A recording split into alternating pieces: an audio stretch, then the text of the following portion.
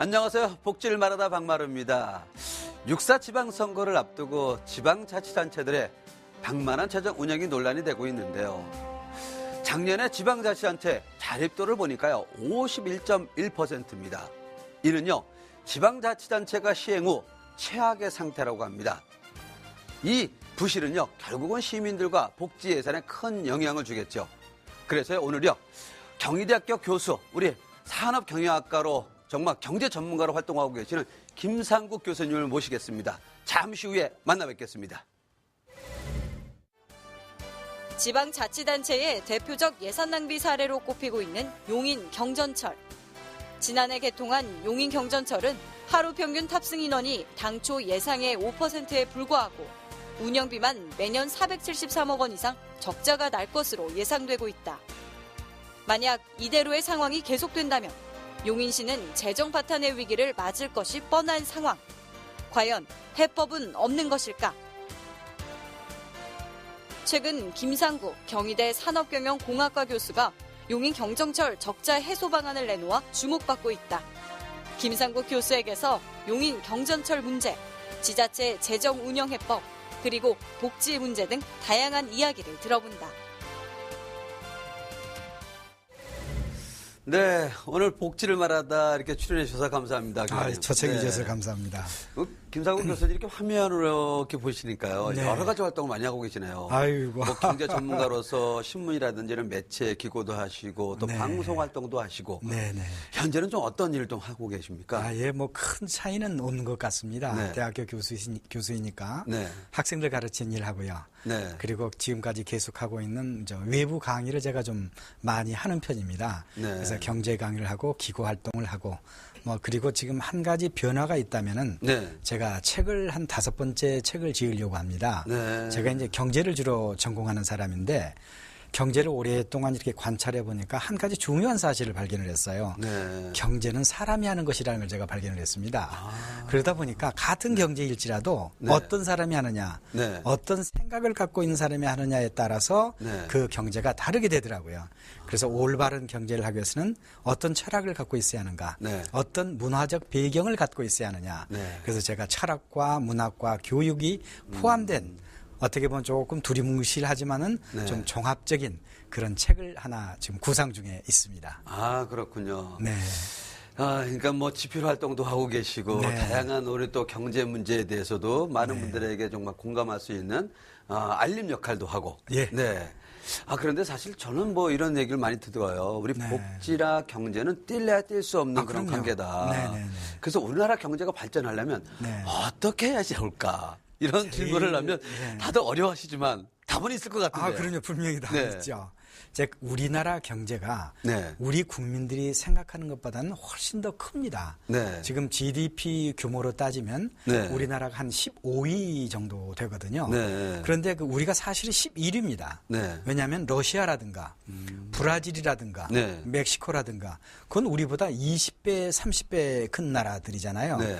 그런 나라들이 우리 앞에 최근에 매년 하나씩 들어왔어요. 네. 그래서 15위까지 밀렸는데 그 우리보다 20, 30배 큰 나라들을 제외하면은 우리가 11위의 경제대국입니다. 즉 적지 않은 나라다. 이런 네. 얘기죠. 근데 이런 적지 않은 나라가 커지려면은 이제 가장 중요한 게 뭐냐면 네. 지금까지 만든 물건을 만들어서는 안 되고 창의적인 제품, 네. 창조적인 제품을 만드는 것이 그 무엇보다 중요한 것이죠. 네, 그러니까 그렇죠. 미래는 창조적인 사람을 만드는 것, 새로운 R&D를 하는 것이 네. 중요하고요. 우리나라와 민족에 대한 자부심이 커져야만이 창조 경제도 가능하지 않는가 하는 생각이 듭니다. 네, 그래서 그런 의미에서 창의적인 경제, 창조 네. 경제 네. 이것이 우리 경제가 한 단계 올랐을 수 있는 네. 그러한 어떤 그 단계를 말해서 중요한 모멘텀이라고 할까요? 네. 저는 그렇게 생각합니다. 네. 우리 교수님 말씀 들으니까 제가 오늘 정말 강의를 듣는 아이고. 그런 느낌입니다. 그리고 기초에 충실하자. 그리고 정말 창조적인 부분들. 또 인간에 대한 애정, 사랑 이런 부분들이 정말 소중하다고 말씀해 주셨는데. 네, 맞습니다. 예. 근데 사실 지금 지방자치단체 사실 이제 선거철에 돌입하면서 많은 문제가 있습니다. 네. 전시성 사업이라든지 그렇죠. 여러 가지 문제가 되는데 특히 언론에도 많이 보도됐던 용인시 경전철 문제. 네. 이거는 어떤 게 가장 문제가 되는 건가요? 지금 경전철 문제는 아마 네. 용인의 모든 분들이 가장 걱정을 하는 일일 거예요. 네. 그게 아주 쉽게 숫자로 얘기하면 우리가 가장 이해하기가 편하잖아요. 네, 그렇죠. 지금 매일 한 9천 명 정도가 타고 있습니다. 근데 그 9천 명이라면은 우리가 예상했던 인원의 6.1%에 해당됩니다. 네. 그 말이 무슨 얘기냐면 우리가 60%를 타도 40%의 오차가 있기 때문에 이 과연 예측이 맞는 거냐? 네. 그걸 걱정해야 하잖아요. 네. 그런데 94%가 틀린 그러한 예측이었다면 네. 그게 말이 좀 안 되는 얘기죠. 그렇죠. 그러다 보니까 우리가 매년 보조를 500억에서 1000억 이상을 매년 해야만 합니다. 네. 그렇기 때문에 용인에 여러 가지 다른 데 써야 할 예산이 그쪽으로 들어가기 때문에 용인이 정말 굉장히 어렵습니다. 지금 올해 용인 예산이 1조 4천억입니다. 네. 그런데 지금 현재 계속비, 네. 인건비, 네. 고정비 이건 우리가 손댈 수가 없잖아요. 그렇죠. 그런 비용을 제하면은 한 680억 정도가 남습니다. 그런데 거기에 경전철비 571억이 빠진 돈입니다. 네. 그러니까 680억에서 571억을 빼면은 100억이 남는다는 얘기죠. 네. 그러면 우리가 회사나 이런 경영할 때 5% 정도의 예비비는 우리가 보통 남겨놓잖아요. 네. 그런데 1조 4천억에 100억이라면 0.7%입니다. 즉 예비비도 안 된다는 얘기죠. 네. 그러다 보니까 우리 용인이 네.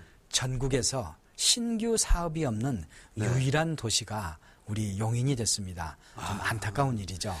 이게 이제 처음 단계부터 네. 이 용인 경전철은 이제 문제가 있었다라고 많이 지적을 해주셨잖아요. 네, 그렇습니다. 어떤 문제가 있었던 건가요? 이제 용인 우리가 많은 분들이 경전철이 적자가 돼서 문제다라는 말씀을 많이 하잖아요. 네. 근데 저는 경영학에서도 경영 전략을 전공했습니다. 네. 그러니까 경영 전략을 전공한 사람은 사물을 바라보는 눈이 조금 다릅니다. 적자에서 문제다라는 네. 것은 별 관심이 없습니다. 네. 중요한 것은 뭐냐? 그 적자를 일으키게 한 근본 원인이 무엇이냐에 네. 대해서 우리는 굉장히 심각하게 고민합니다. 네. 근본 원인이 뭐냐? 네. 타야 할 이유가 없습니다. 즉 우리가 네. 용인 시민들께서 부산이나 네. 광주는 1년에 몇 번 내려가시겠습니까? 아마 한두 번? 두세 네. 번? 그렇죠? 그러나 우리 서울은 일주일에도 몇 번 갑니까? 또 용인 분들의 많은 생활 거주지가 수원입니다. 네. 수원은 얼마나 자주 가겠어요? 그렇다면 내가 용인에서 네. 서울과 수원에 가기가 편리해야 할 거 아니에요. 그렇죠. 근데 첫 번째 연계가 되지 않습니다. 우리가 용인이 많은 분들이 용인 하면 그렇게 크지 않게 생각하시잖아요. 네. 용인이 서울 넓이의 98%입니다. 매우 넓은 땅입니다. 그러네요. 예, 발전의 가능성도 그래서 저는 많다고 생각합니다만은 그런데 이 경전철은 우리가 가운데 하나 지나잖아요. 네. 그러면 살고 있는 지역은 넓고 네. 이와 같은 가운데에 한 군데만으로 간다면은 네. 이것을 연결해주는 지선이 필요하잖아요. 우리가 그것을 바로 마을버스라고 하는 것들입니다. 네. 그러면은 마을버스가 각각 그 사람들이 살고 있는 지역과 연계가 돼야 하는데 연계 체제가 잘 되어 있지 않습니다. 네. 불편하죠. 그렇죠. 그래서 안 타는 것이죠. 그래서 예상의 6.1%만 타는 거죠. 네. 그러니까 우리가 불편함을 이렇게 해석을 한다면은 네. 곧 그것을 해결하면은 경전철도 사람이 탈 수 있게 되는 것이죠. 네. 그래서 그런 방향으로 생각해야 하지 않을까. 그렇다면요, 교수님. 네. 뭐 지금 어차피 이제 경전철이 운행이 되고 있잖아요. 네, 맞습니다. 네. 이 경전철을 네. 운행이 되고 있는 이 적자, 네. 이 부분을 그래도 어떻게 흑자 쪽으로 아니면 군보 시민들이 정말 이용할 수 있는 방법이 있다면 어떤 네. 게 있을까요? 두 가지로 분류를 할 수가 있습니다. 네. 하나는 뭐냐? 즉 쉽게 말해서 이익 보전 파트가 있습니다. 그다음에 다른 쪽은 뭐냐면은 그 보수 유지 관리 쪽이 있어요. 그런데 이익을 보전해 준 파트는 우리가 네. 어느 정도 이익을 예상이 됐는데 네. 거기에 미치지 못할 때 미치지 못한 부분을 대준다 그런 얘기거든요. 네. 그런데 그 6.1%가 제가 아까 말씀드린 대로 연계를 할 수 있게 해주고 사용을 편리하게 네. 해준다면은 사람들이 40%만 올라가도 네. 그죠? 그래도 거기에서 나오는 돈이 약 220억이 됩니다. 아, 그렇군요. 그다음에 두 번째, 네. 보수유지 관리비가 거의 한 300억이 넘는데 네. 저는 이 수치가 조금 이해가 되지를 않아요. 너무 높아요. 네. 뭐 그 이유는 제가 말씀을 안 드리겠습니다만 그것을 우리가 재계약 등을 통해서 네. 거기에서 한 100억 정도로만 내릴 수가 있다면은 네. 즉 220억에 더 많은 이용객에 대한 이용료 네. 그리고 200억의 전략을 한다면은 제가 볼 때는 한 400억 정도의 돈이 네. 이런 계획을 시행한 시간이 조금 제가 볼 때는 한 2년 정도 걸릴 것 같아요. 그러면 571억에서 한 400억에서 450억만 빠져도 네. 지금보다는 너무나 차이가 많이 나네요. 차이가 많은 계산할 수가 있는 거죠. 네, 그렇군요. 저희들이 뭐 김상국 교수님하고 이렇게 지방자치단체의 어떤 여러 곳이 있지만 그 중에 용인시의 경전철에 관련돼서 이렇게 이야기를 나누고 있는데요. 아무래도 오늘 다른 지역에서 오늘 시청하시는 분들도 우리 지역은 어떨까 그렇게 궁금하게 생각하시는 분들도 분명히 있을 겁니다. 그래서요, 또 이런 부분들이 사실 방만하게 경영이 된다 그러면 결국 우리 복지 예산에 또 우리 시민들의 부담이 커지잖아요. 그래서 지금부터는 우리 복지 정책에 대해서 한번 심도 있게 우리 김상국 교수님하고 나눠볼까 합니다. 이렇게 재정난이 어려울 때 사실 이 복지 예산에 결국 서비스를 받아야 할 부분들이 못 받는 부분들이 많거든요. 네네. 이렇다면 이걸 해결책이 있다고 저는 생각이 들어요. 네. 어떻게 하면 이 해결책을 찾을 수 있을까요? 네. 제 주위에 사실은 굉장히 많은 친구들이 있습니다. 네. 근데 그 친구들이 20년, 30년 그 복지라든가 사회봉사 쪽 활동을 하고 난 다음에 네. 저하고 개인적으로 만나면 그런 얘기를 해요. 아, 내가 말이야 사회복지 쪽보다는 경제를 좀 전공했었어야 했어. 네. 그래서 제가 묻습니다. 아니 왜?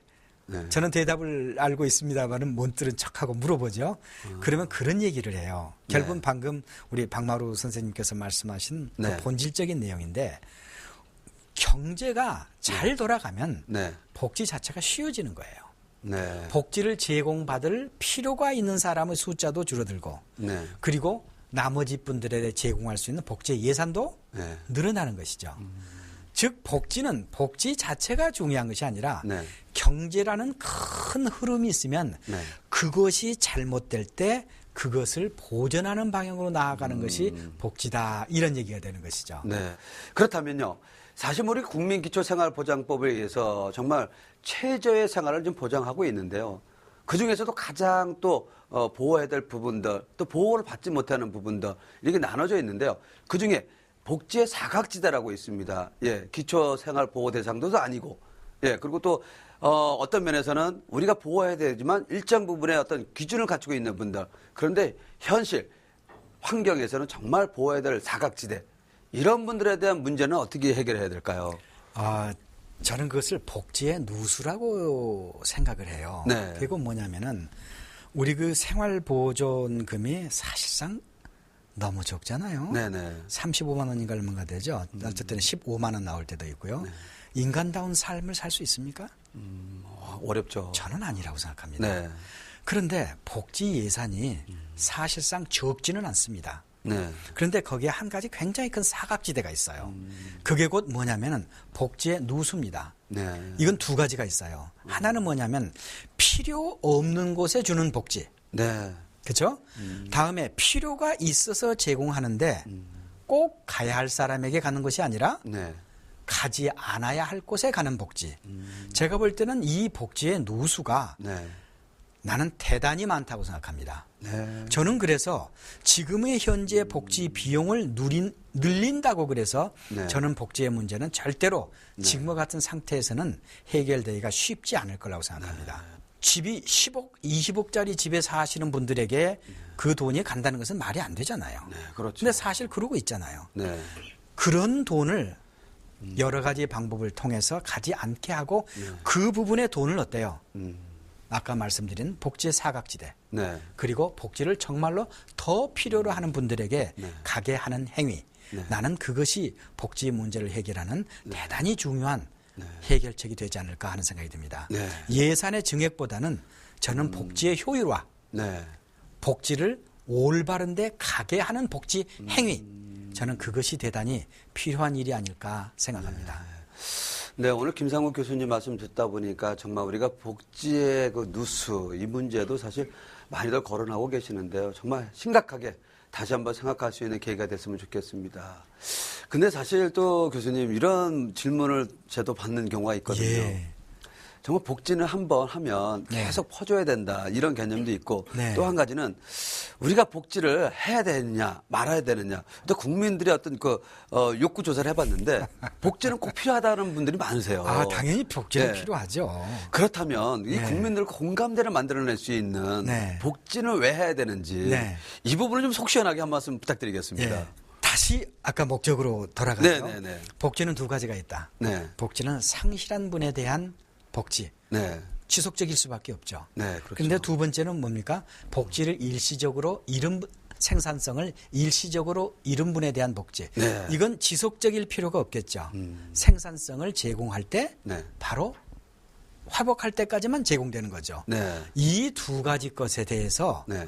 아마 우리 국민들이 네. 반대하는 분은 안 계실 겁니다. 그렇죠. 우리 국민들이 안타깝게 생각하고 네. 또 이런 것이 과연 복지냐? 네. 라고 고민하는 것은 아까 말한 세 번째 복지입니다. 제공하지 않은 분야에 제공되는 복지. 네. 그다음에 제공될 분야의 복지를 제공할지라도 과연 그렇게 해야만 하느냐. 누수의 문제 이거죠. 네. 네. 그러니까 복지가 필요하다 필요 없다는 절대 문제가 아닙니다. 과연 우리가 어떻게 하는 것이 네. 올바른 복지인가를 생각하는 것이 이제 정답이 되지 않을까 생각이 됩니다. 네, 그렇군요. 아, 그리고 사실 제가 좀 전에 뭐 이렇게 용인시 관련된 그 경전철 문제를 여쭤봤는데 사실 그 부분에 대해서 우리 교수님이 많은 뭐 자료라든지 네. 문제 지적 또 향후 어떤 대책 뭐 정책으로서도 또 여러 가지 문제를 지적하셨는데 또 인연이 아주 각별해서 또 용인시하고 어떤 그런 게 있었다고 제가 들었는데 예. 용인시에서 어느 정도 사셨습니까? 겨우 24년밖에 살지 않았습니다. 아, 좋은 곳에서 사시네요.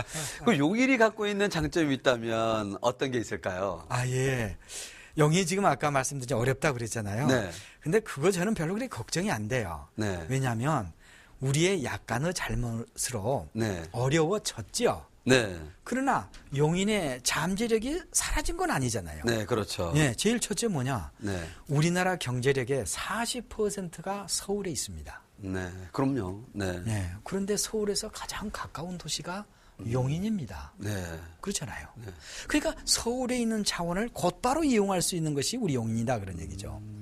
또 둘째, 서울에 살고 계시는 분들 또는 이 교육의 정도가 높은 분들이 네. 이제 지방에 내려가라면 좀 네. 그래서는 안 되지만 네. 하여튼 현실적으로 좀 싫어하시잖아요. 네. 근데 용인을 오라고 할 때는 전혀 부담이 없으십니다.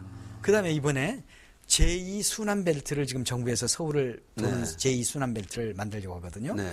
그다음에 서울 세종간 고속도로를 새로 개설을 하려고 합니다. 네. 그 둘 다 굉장히 중요한 곳이잖아요. 그렇죠. 그 두 개가 만나는 곳이 바로 용인의 포곡입니다. 용인입니다. 네. 사실 어느 지역이든 네. 네. 어느 영역이든 정말 사람이 결국은 모든 걸 하기 때문에 그럼요. 그 지역이 발전할 수 있는 건 정말 올바른 사람, 정말 주민을 생각하고 주민과 사랑을 나눌 수 있는 그러한 분들이 그 지역에서 정말 토를 닦고 또 역할을 한다면 그 지역은 발전하겠죠. 네. 그리고 또 한 가지 제가 좀 질문해드리고 싶은 게 네. 우리가 복지 TV 아닙니까? 예, 그렇죠. 예, 그래서 우리 장애인분들하고 또 우리 고령화라든지 다문화라든지 네. 사회복지 전반에 관련돼서 저희 복지 TV가 역할을 좀 하고 있습니다. 네네. 우리 교수님께서는 우리 장애인과 어떤 그런 좋은 인연이 있다면 어떤 경우가 있었을까요? 우리 용인에 한 14개 정도의 네. 그 장애인 관련 단체들이 있습니다. 네. 제가 그 두 군데 단체에서 네. 역할을 담당하고 있습니다. 네. 장애는 같은 가족 개념으로 보고 그럼요. 계시는 거죠? 네, 그럼요. 네. 네. 그리고 정말 몸이 좀 불편하신 분에 불과하죠. 뭐. 아, 그럼요. 네. 저는 가끔 그런 얘기를 많이 하거든요. 네. 장애는 또 다른 능력자다. 그럼요. 네. 다른 게 발전하잖아요. 아, 그럼요. 네. 네. 그리고 또 한 가지 요즘에 고령화 시대에 사실 네. 현재 우리 고령화 시대에 65세 이상 되신 분들이 네. 장애인 등록하신 분들이 36%라고 합니다. 아, 그렇습니까? 네. 그래서 네.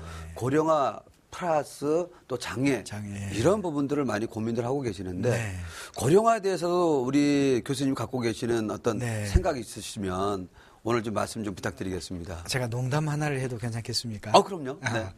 제가 이제 교수이니까 네. 주례가 네. 부탁이 자주 오는 편입니다. 네네. 그러면은 제가 약속을 받습니다. 네. 꼭 저는 주례를 서기 전에 그 부인과 네. 남편 될 사람이 네. 저희 집에 와서 꼭 네. 인사를 하도록 합니다. 네. 저 주례비 받지는 않습니다. 다른 사람. 네. 그러면서 약속을 받아요. 네. 그 얘기가 뭐냐면 너 자식을 몇 명을 낳을래? 네. 그래서 3명 또는 그 이상을 낳는다면 네. 내가 너한테 주례를 쓰고 네. 2명, 1명 낳는다면은 나 주례 쓰지 않는다. 네. 약속해라. 왜냐하면 그게 그래야 저 부인이 낳는 그러네요. 거니까 부인을 함께 와야 하거든요. 네. 우리가 이 의료 행위가 좋아지고 네. 약이 발달하니까 고령 인구가 늘어나는 것 그 자체는 절대 문제가 아닙니다. 네. 그건 기쁜 일이라고 볼 수가 있죠. 네. 그런데 고령 인구가 늘어나는 것 이상으로 젊은이의 인구가 늘어난다면은 네. 뭐가 문제입니까? 그렇죠. 그런데 이게 줄어들기 때문에 고령 인구의 비율이 높아가서 네. 즉 생산 행위를 할 수 없는 분을 생산 행위를 해야 할 담당하는 숫자가 점점 줄어드는 게 문제잖아요. 네. 그죠? 이제 그렇기 때문에 그러면 뭐겁니까? 자식을 많이 낳는 게 밖에 없잖아요. 그래서 제가 3명 이상을 낳아라. 네. 그러면 내가 주례를 서리라. 주례를 서두르겠다. 네. 저는 이렇게 약속을 받고 주례를 씁니다. 네. 어느덧 우리 교수님하고 이렇게 말씀을 나누다 보니까 시간이 좀 많이 갔는데요. 끝으로 네. 앞으로 계획이 있으시다면 어떤 계획이 있을까요? 네. 전에 말씀드린 대로 네. 저술을 하는 일도 좀 남아 있고요. 네. 또 좋다면은 네. 제가 우리 용인에서 좀 더 이렇게 좀 비전 있는 일을 할 수 있는 네. 그런 자리가 주어진다면은 네, 그런 좀 행동을 좀 그런 역할을 좀 했으면 네. 하는 뜻을 강하게 가지고 있습니다. 네. 오늘 나와주셔서 감사합니다. 초청해 주셔서 감사합니다. 네, 오늘 김상국 경기대 교수님하고 정말 우리 복지에 대한 부분, 네, 그리고 지방 재정에 대한 방만 운영, 이 부분에 대해서 많은 이야기를 나눠봤습니다. 결국은 피해는 우리 시민들, 또 복지 예산에 큰 영향을 주겠죠. 앞으로 이런 부분들이 시정되고요. 정말 복지TV도 이런 역할을 하겠습니다. 시정될 수 있도록 또 국민들과 함께하는 복지TV가 될 수 있도록 최선을 다하겠습니다. 오늘도 함께해 주신 시청자 여러분 고맙습니다.